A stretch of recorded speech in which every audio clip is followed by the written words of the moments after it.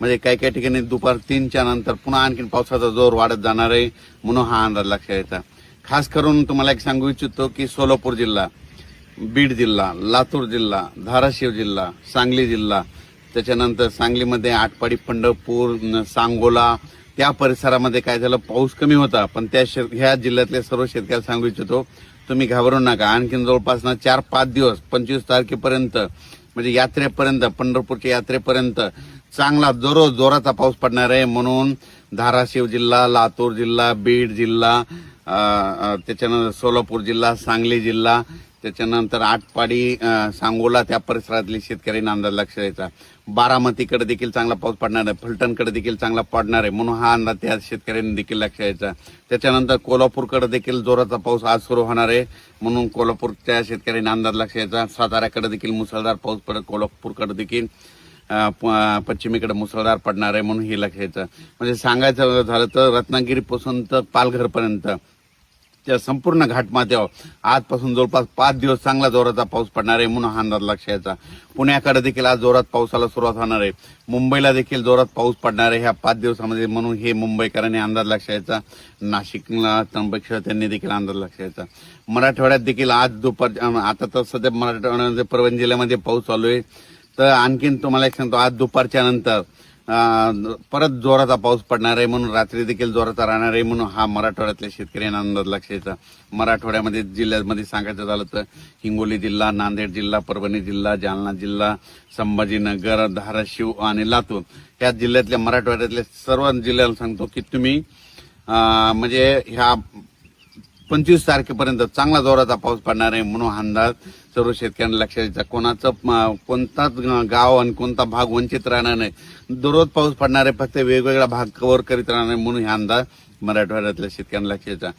विदर्भ 6-5-11 जिल्ह्यामध्ये, वर्धा जिल्हा झालं, नागपूर जिल्हा झालं, भंडारा जिल्हा झालं, यवतमाळ झालं, अकोला, अमरावती, बुलढाणा, तिकडे देखील त्या 11 जिल्ह्यामध्ये, गडचिरोली, चंद्रपूर तिकडे देखील म्हणजे आज 18 पासून पावसाचा जोर वाढत जाणार आहे, तर 25 तारखेपर्यंत दररोज वेगवेगळ्या भागात चांगला जोराचा पाऊस पडणार आहे, म्हणून हा अंदाज त्यांनी देखील लक्षात द्यायचा.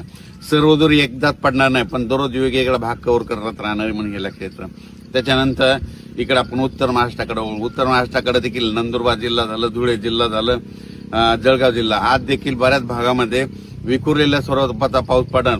पण नंदुरबार जिल्ह्यामध्ये मात्र 22 तारखेच्या नंतर म्हणजे 23, 24, 25च्या दरम्यान तिकडे देखील मुसळधार नंदुरबार जिल्ह्यात पडणार आहे.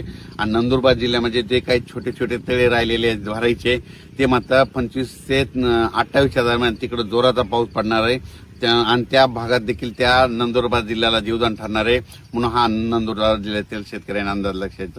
धुळे, जळगाव जिल्ह्यात देखील ह्या आज उद्या सगळीकडेच म्हणजे आजपासून पावसाची स्पीड वाढणार आहे, म्हणून त्यांनी धुळे, जळगाव त्या जिल्ह्यातल्या सर्व तालुक्यातल्या शेतकऱ्यांनी अंदाज लक्ष द्यायचा. म्हणजे सांगायचं झालं तर आज 18 तारखेपासून 25 तारखेपर्यंत असाच पावसाचा दररोज वेगवेगळ्या भागामध्ये, त्या धुळे जिल्हा, नाशिक जिल्हा, जळगाव जिल्हा, आणि नंदुरबार त्या भागात पाऊस पडणार, त्यांनी अंदाज लक्ष द्यायचा. त्याच्यानंतर आता ओळू तिकडं संभाजीनगर, अहिल्यानगर आणि ह्या जिल्ह्यातल्या शेतकऱ्याला सांगू, आज दुपारच्या नंतर खूप ठिकाणी बऱ्याच भागावर मोठ्या प्रमाणात जोराचा पाऊस पडणार आहे. काही ठिकाणी ओढे नाले वाहणारा पडणार आहे, काही ठिकाणी रिमझिम पडणार आहे, काही ठिकाणी चांदण्यास असतील तसा पडणार आहे. तरी मात्र पुणेकडे तिकडे सुरू होतील, म्हणून हे अंदाज लक्षात द्यायचा. त्याच्यानंतर इकडे सांगली जिल्हा झालं, सोलापूर जिल्हा झालं, लातूर जिल्हा झालं, धाराशिव जिल्हा झालं, जुलैच्या शेवटच्या आठवड्यामध्ये तिकडे पाऊस येणार आहे. तिकडे सध्या तरी असा मोठा पाऊस तिकडल्या भागात नाही, म्हणून लातूर जिल्हा, त्याच्यानंतर धाराशिव जिल्हा, सोलापूर जिल्हा, सांगली जिल्हा ह्या भागातील शेतकऱ्यांनी, बीड जिल्ह्याच्या काही भागातील शेतकऱ्यांनी लक्ष द्यायचा. आता हे जे पाऊस येणार आहे म्हणजे आता 21 जुलैपासून जे जास्त पाऊस फक्त आता पूर्व विदर्भ आणि पश्चिम म्हणजे 14 जिल्ह्यामध्ये जास्त पडणार आहे, म्हणून हे अंदाज लक्ष द्यायचा.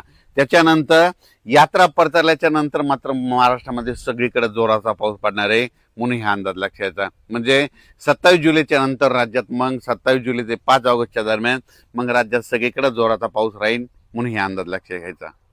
तसेच काही जिल्ह्यामध्ये आणखीन अद्यापही काही भागात पाऊस झाला नाही, त्याच्यामध्ये नंदुरबार जिल्हा एक आहे, सोलापूर जिल्हा एक आहे, लातूर जिल्ह्याचा काही भाग आहे, धाराशिव जिल्ह्याचा भाग आहे, बीड जिल्ह्याचा काही भाग आहे, नांदेडचा काही भाग आहे, सांगलीचा काही भाग आहे.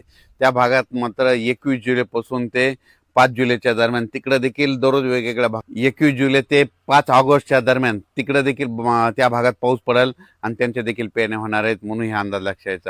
नंदुरबार जिल्ह्यात देखील आता ह्या 15-16च्या दरम्यान म्हणजे 16-17च्या दरम्यान नंदुरबार जिल्ह्यात देखील पावसाला सुरुवात होणार आहे म्हणून ह्या नंदुरबार जिल्ह्यासाठी आनंदाची बातमी.